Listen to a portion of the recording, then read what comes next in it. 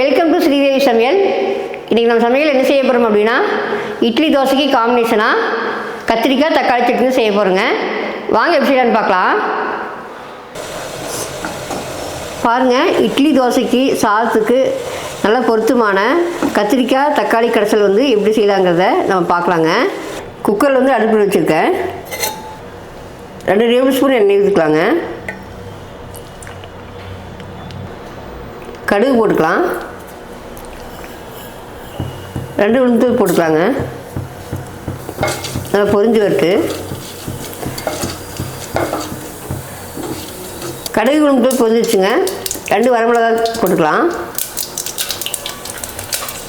சின்ன வெங்காயம் அது கைப்பிடி அளவு கட் பண்ணி வச்சுக்கிறதுங்க, அதை போட்டுக்கலாம்.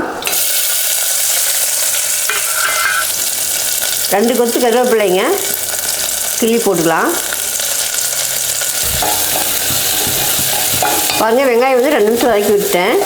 ரொம்ப வதக்க வேண்டாங்க, பாதி வதங்கினா போகுது.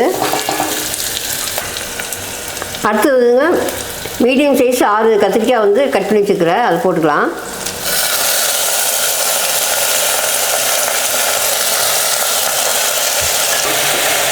போட்டு 1 நிமிஷம் வதக்கி விடுங்க. கத்திரிக்காய் 2 நிமிஷம் வதக்கி விட்டுட்டேன். அதுக்கப்புறங்க 3 மீடியம் சைஸ் தக்காளி கட் பண்ணி வச்சுக்கிறேங்க, அது போட்டுக்கலாம். சட்னிக்கு தேவையான உப்பு போட்டுக்கலாங்க. 1/2 டீஸ்பூன் மஞ்சள்தூள் போட்டுக்கலாங்க. தக்காளி மசிஞ்சு வர அளவுக்கு 2 நிமிஷம் வதக்கி விடலாங்க.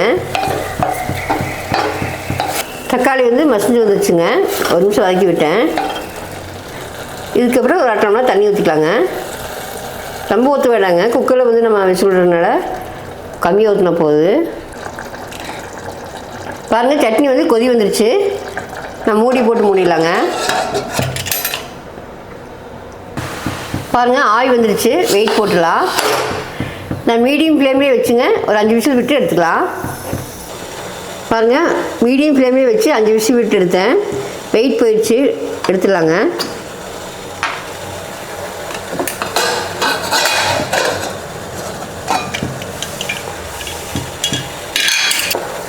பாருங்கள், நல்லா வெந்து வந்துடுச்சு. அது கூட கொத்தமல்லி கட் பண்ணி போட்டுக்கலாம். இதில் தண்ணி நான் அளவாக இருக்குதுங்க, அதனால் அப்படியே கடைஞ்சிக்கலாம். சப்போஸ் நீங்கள் தண்ணி அதிகமாக இருந்ததுன்னா தண்ணி வடிச்சிட்டு நீங்கள் கடைஞ்சிக்கலாங்க, நல்லா நைஸாக கடைஞ்சிடும். கடையிறதுக்கு மற்ற இல்லை அப்படின்னா மிக்சியில் 2 சுற்றி எடுத்துக்கலாங்க. அது நல்லா ஆறுனதுக்கப்புறம் தான் மிக்சியில் போடணுங்க. போட்டதுக்கப்புறம் 2 சுற்று விட்டிங்கன்னா நல்லா நைஸாகிடுங்க சட்னி. நல்லா நைஸாக கடைஞ்சி எடுத்துக்கலாங்க. பாருங்கள், நல்லா கடைஞ்சி எடுத்துட்டேன் நைஸாக. நான் குக்கரில் போடுறதுனால நல்லா சீக்கிரமாக கடைஞ்சிடுங்க. கத்திரிக்காய் தக்காளி கடைசல் ரெடி ஆகிடுச்சு. இட்லி தோசைக்கெலாம் செமையாக இருக்குங்க. சாதத்துக்கு முடிச்சு சாப்பிட்லாம், ரொம்பவே நல்லாயிருக்கும். பாருங்கள், இட்லி தோசைக்கு பொருத்தமான தக்காளி சட்னி ரெடி ஆகிடுச்சுங்க. இந்த சட்னி ரொம்பவே நல்லா இருக்குங்க. இட்லி தோசைக்கெல்லாம் சாதத்துக்கும் ரொம்ப நல்லாயிருக்கும். கத்திரிக்காய் தக்காளியெல்லாம் போட்டு ரொம்ப டேஸ்ட்டாக செஞ்சுருக்கேன். நீங்களும் இதே மாதிரி செஞ்சு பாருங்கள். செஞ்சு பார்த்துட்டு எப்படி இருக்குன்னு சொல்லுங்கள். பிடிச்சதுன்னா ஸ்ரீதேவி சமையல் சப்ஸ்கிரைப் பண்ணுங்கள், லைக் பண்ணுங்கள், ஃப்ரெண்ட்ஸ்லாம் ஷேர் பண்ணி விடுங்க. மீண்டும் ஒரு நல்ல ரெசிபி சந்திக்கிறேங்க.